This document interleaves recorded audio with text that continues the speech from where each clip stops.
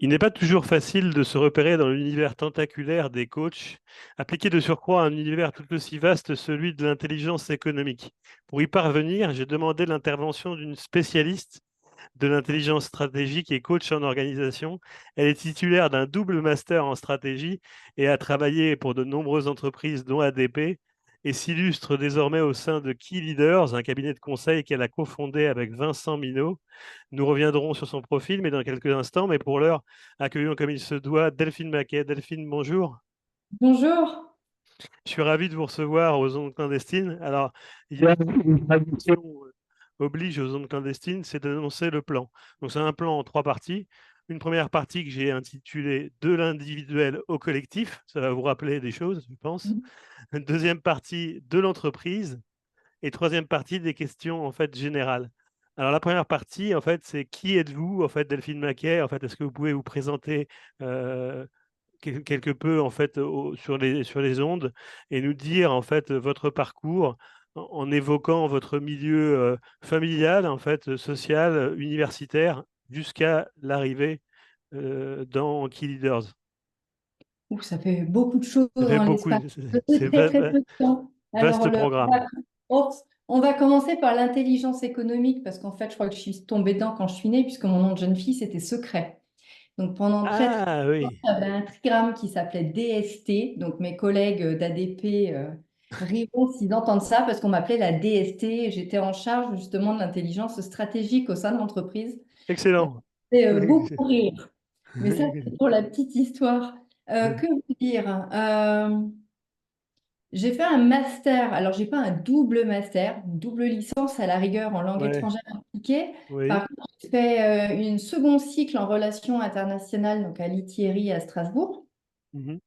Et j'ai enchaîné sur le master d'intelligence économique et développement international des entreprises. Donc, c'est vraiment l'intelligence stratégique, mais appliquée au développement international des entreprises. Juste une chose, en fait, Delphine, avant que vous ne poursuiviez en fait sur le détail en fait universitaire, vous êtes issu de quel milieu familial en fait? Milieu, papa informaticien, maman secrétaire de direction, D'accord. l'international, parce que maman est belge, hein, côté wallon, attention, je précise. Ah oui. Mais ma grand-mère était flamande quand même. Donc Réconciliation. on était déjà dans l'interculturel, hein. Papa, lui, français, mais a passé une grande partie de son enfance et de son adolescence à Madagascar. Oui. J'ai tout de suite grandi dans ce milieu un peu troisième culture. Après, sur les premières années, on habitait un petit village qui s'appelle Barbizon, à côté de Fontainebleau. J'ai été dans un même établissement de la maternelle quasiment Mhm. jusqu'au baccalauréat. Donc, un parcours très, très classique avec des amis que je connais depuis que j'ai Classique. 3 ans. Qu'est-ce qui a défini à un moment donné votre orientation universitaire? Ça s'est fait en fonction de mes plaisirs. C'est ce que je dis d'ailleurs souvent aux clients que j'ai en coaching interculturel. Oui, j'anticipais, donc je savais à peu près où j'allais à 5 ans, mais je crois que dès le démarrage, c'était surtout en fonction de ce que j'aimais. J'aimais les langues, donc je suis partie dans les langues. Je voulais être traducteur-interprète au démarrage et en fait, je me suis aperçue que toute Ah seule oui. devant un papier à traduire, c'était absolument pas pour moi. Moi, je voulais D'accord. parler, je voulais comprendre, je voulais poser des questions, je voulais chercher. Vous n'avez pas Donc, fait journaliste. bah, à l'époque, je crois que je connaissais pas super bien le métier, mais quand je vois ma fille qui commence à vouloir s'orienter par Hein? là, je me dis que ça m'aurait très certainement plu. Ah oui. Et en fait, je suis Parce partie que en relation internationale. c'est très proche en fait le journalisme de l'intelligence économique, mais sauf que la finalité n'est pas la même. Exactement. En fait, si on prend le journalisme, si on prend l'intelligence économique, si on prend même le coaching, et même pas le coaching d'organisation, mais le coaching individuel, on Mhm. va retrouver ce questionnement. On va retrouver la volonté de tirer les ficelles du tapis et d'aller vraiment comprendre ce qui se passe derrière. On va vraiment essayer non pas d'avoir une information pour une information, mais de savoir à quoi cette information va pouvoir servir de manière très très concrète. Mhm. Donc, le développement d'une entreprise, c'est très bien de chercher des informations sur les États-Unis, mais si on a un produit qui n'est pas du tout fait pour la culture américaine, qu'est-ce que ça sous-tend? Quand on est un individu, on a parfois des clients qui viennent nous voir et qui disent, moi, je veux juste me connaître. OK, c'est très très bien de se connaître. Mais si le but n'est que se connaître, peut-être qu'il y a d'autres formes d'accompagnement, de développement personnel qui seront beaucoup plus alignées Adapté. avec cet Ouais, objectif-là. exact. Et là, on peut retrouver le cycle du renseignement. Moi, je commence jamais par la collecte.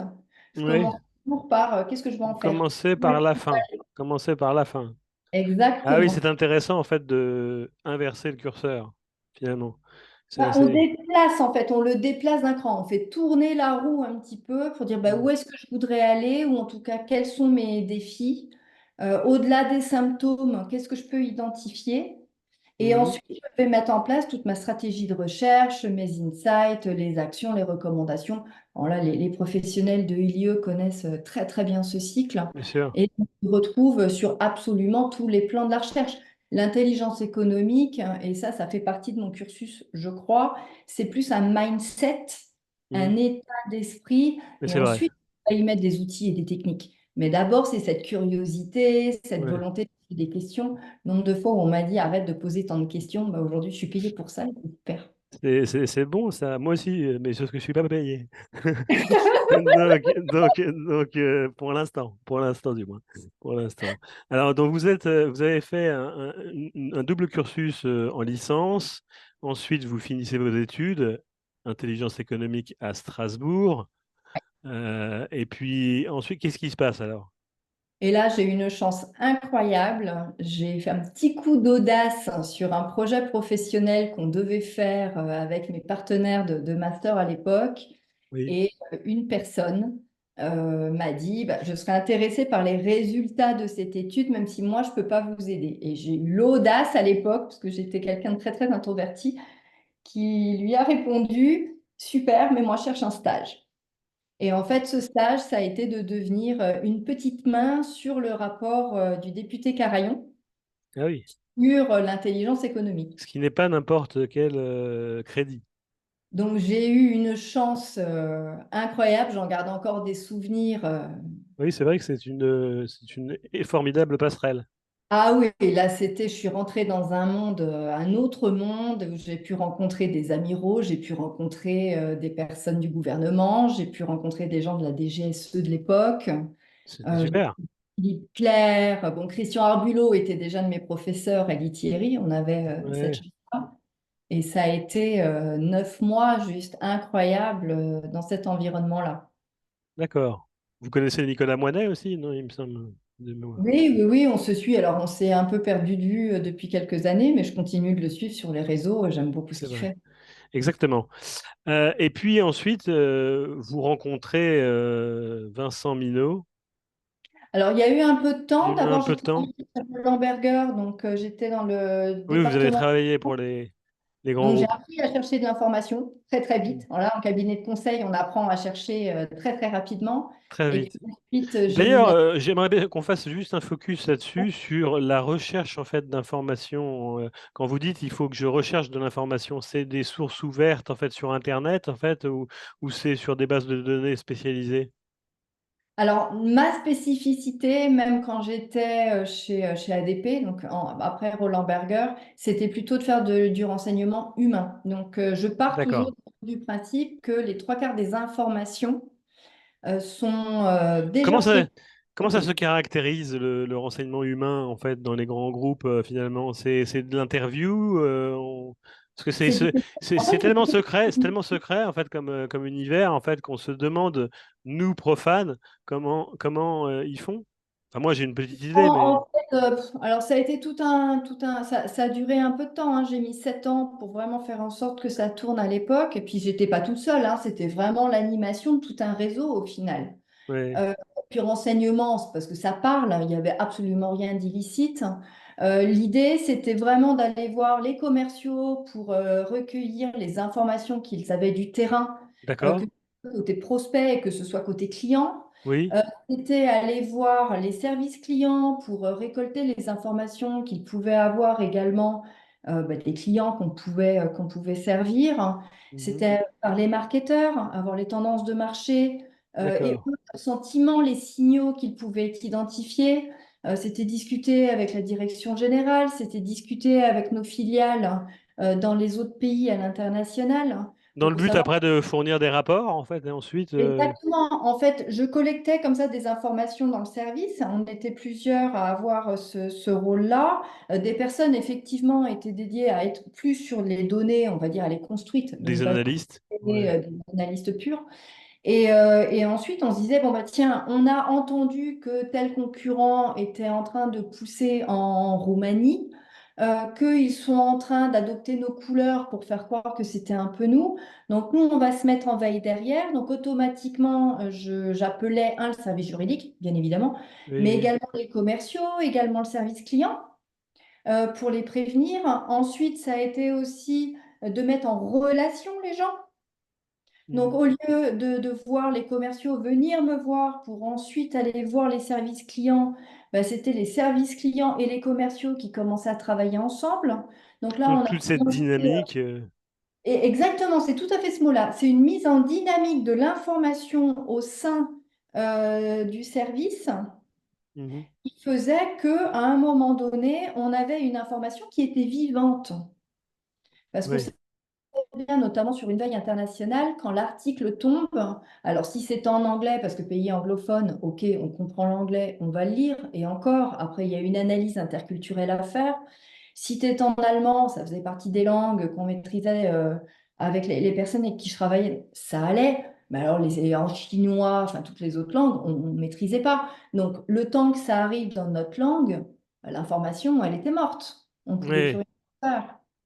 Donc, c'était vraiment aller chercher ces éléments-là. Et ça pouvait être aussi à accueillir les collaborateurs qui venaient de nos concurrents ou de nos clients et Mhm. juste de les faire parler, déjà de les accueillir, et ensuite de les faire parler de bah, comment ils vivaient leur expérience chez ce client-là quand ils étaient clients ADP, du client de tel ou tel concurrent quand c'était un concurrent, Oui, je ou vois. tout simplement, bah, tiens, qu'est-ce qui fait que vous avez quitté le concurrent pour venir chez nous? Donc tout ça, D'accord. c'est aussi des informations que nous, on concaténait, on enregistrait, on analysait et ça venait nourrir les analyses qu'on pouvait ensuite envoyer en argumentaire, contre-argumentaire, plan D'accord. stratégique aux différents services. Merci pour ce partage d'informations, puisque là, c'est moi qui ai collecté l'info dans cette Il faut dynamique. m'arrêter parce que quand dans on cette parle à dyna- dans cette d'abord. dynamique, dans cette dynamique, on va venir à présent en fait sur Key Leaders, en fait, le cabinet de conseil. C'est un cabinet de conseil en fait ou cabinet d'intelligence économique, un cabinet de conseil, C'est un cabinet de coaching d'organisation. de On est coaching absolument pas. d'organisation au niveau du terme que vous avez cofondé avec Vincent Minot.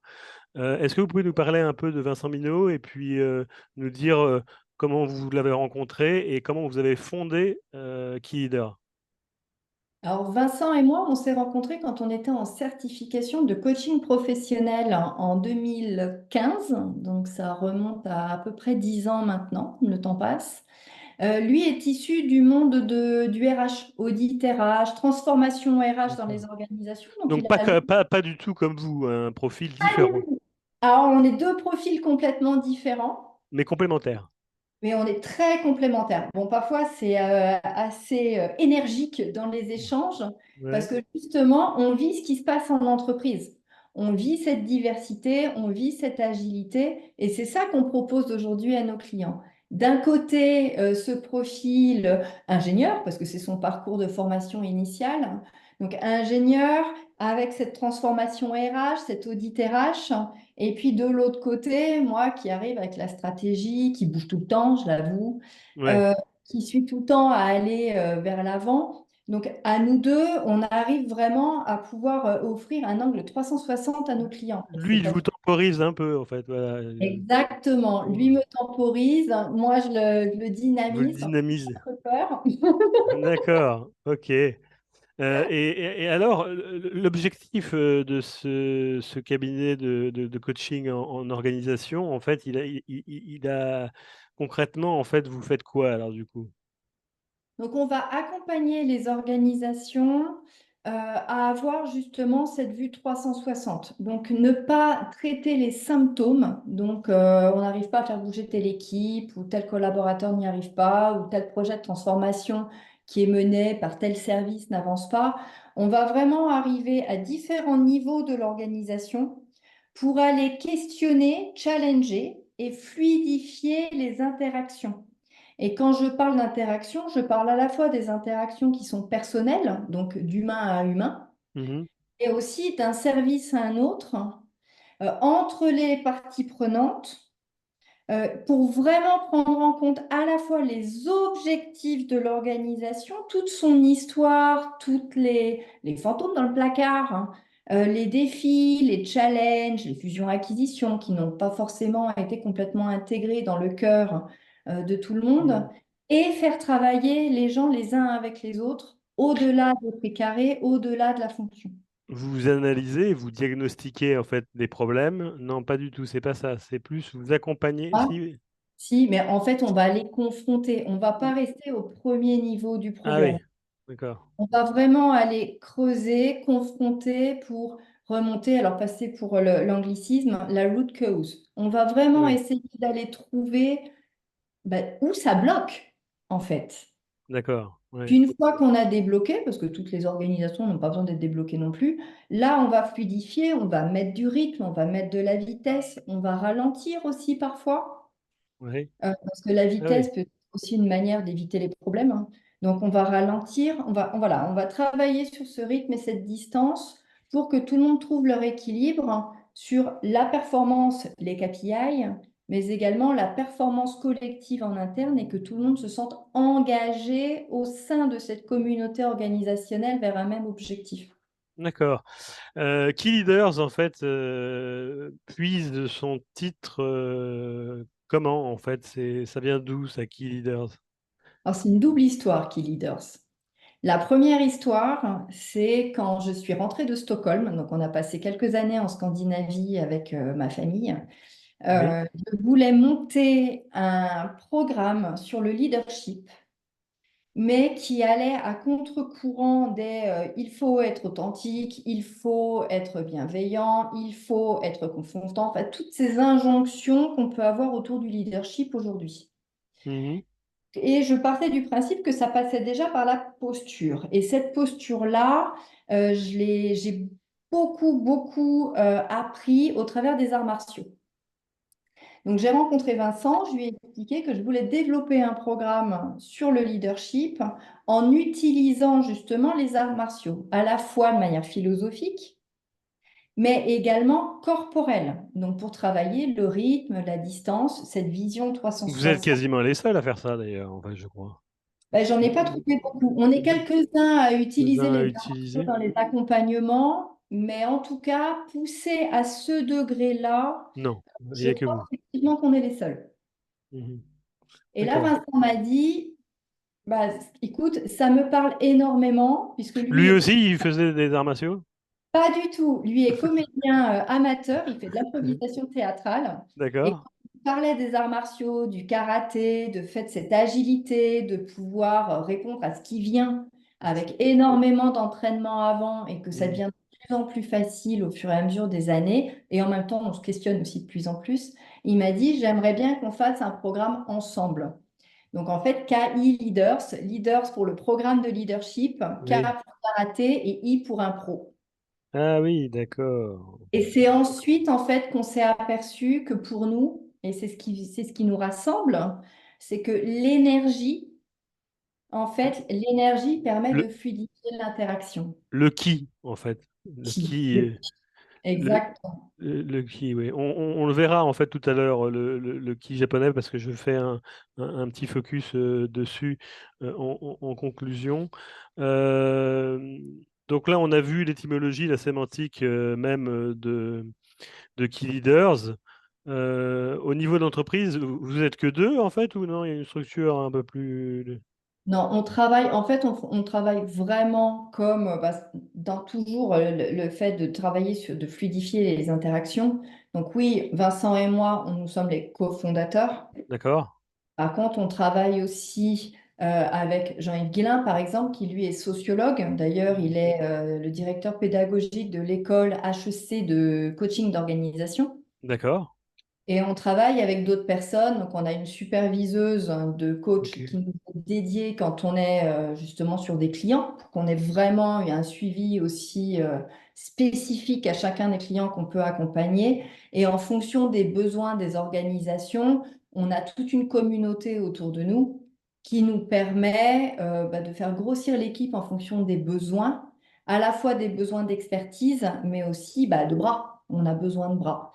Et Mhm. on essaye toujours de trouver ces profils qui peuvent Donc, c'est une proposer entreprise ce qui genre de- recrute ou c'est On travaille beaucoup en partenariat, en tout cas pour le moment, donc partenariat? pour une jeune Ouais. entreprise. C'est du bouche à oreille, en fait, et puis en même temps de la symbiose d'effectifs. Exactement. D'accord. L'évolution maintenant de Key Leaders, vous tournerez vers quoi? Vous allez tendre vers quel objectif?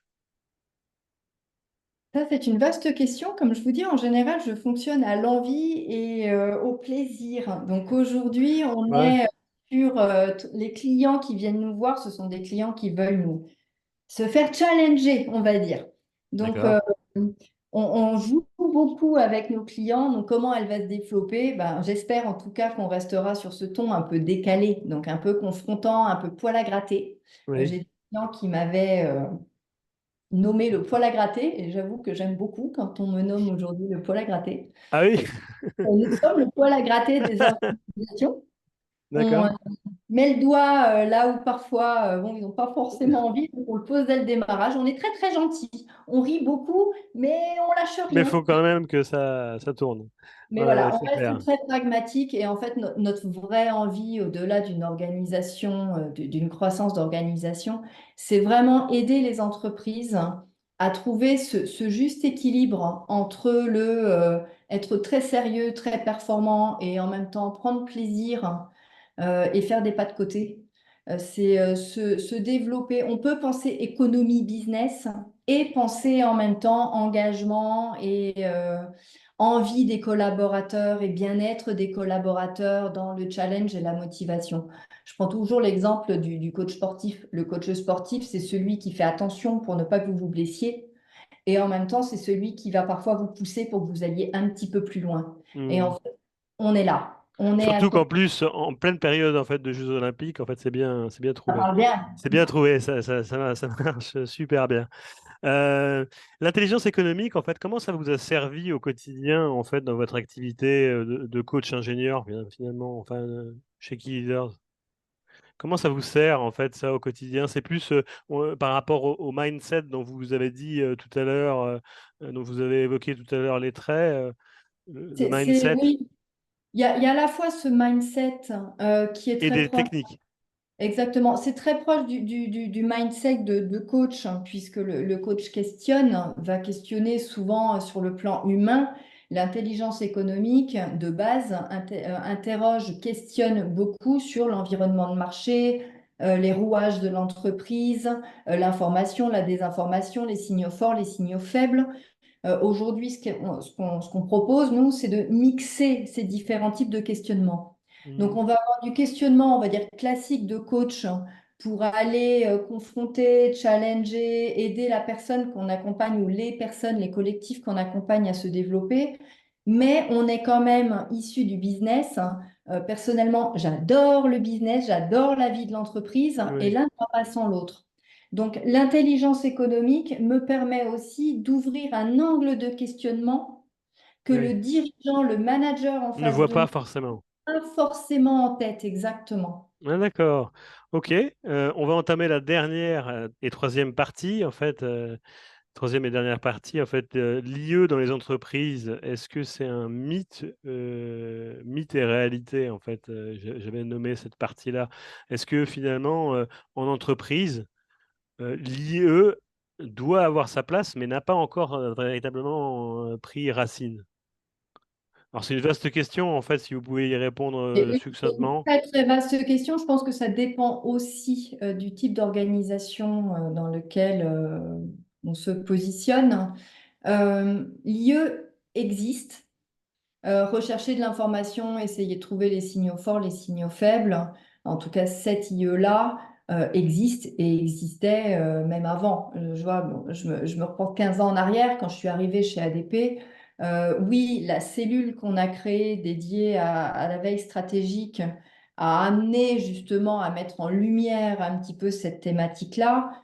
Maintenant, quand on faisait le tour de l'ensemble des services, ils en faisaient déjà. En tout cas, le cycle du renseignement, la recherche de l'information, essayer de se protéger un petit peu des concurrents, était déjà quelque chose qui était posé sur la table. Maintenant, ce n'était pas forcément fait de manière totalement consciente. Mhm. Et c'est peut-être là, en fait, que nous, on intervient, en tout cas, c'est de mettre en conscience tous les process, les techniques, le mindset, pour vraiment utiliser toutes les informations et pas que ça tombe en sérendipité. Bah, tiens, on est tombé là-dessus et en fait, je Mhm. cherchais autre. Vous avez répondu à la fois à la question sur le mythe et les réalités, mais aussi en fait sur les solutions pour les organisations, puisque finalement vous venez d'y répondre avec brio et anticipation, qu'on vous connaît d'ailleurs maintenant un peu mieux en fait. Vos projets, mais d'abord, mais en toute chose, vos projets court terme, c'est quoi exactement? Alors, les projets court terme, on vient de créer avec Vincent et Jean-Yves justement la fresque des équipes de direction. D'accord? C'est une fresque qui est un peu différente de toutes les fresques qu'on a en ce moment, puisque c'est une fresque qui est amenée en mode coaching et pas en mode jeu ou en fresque vraiment linéaire. Donc là, on est en phase de déploiement commercial justement par rapport à cette fresque-là. On l'a déjà Mhm. testé chez certains clients et ça a très très bien fonctionné. Là, D'accord? l'idée, c'est de faire travailler les équipes de direction sur leur performance d'équipe CODIR.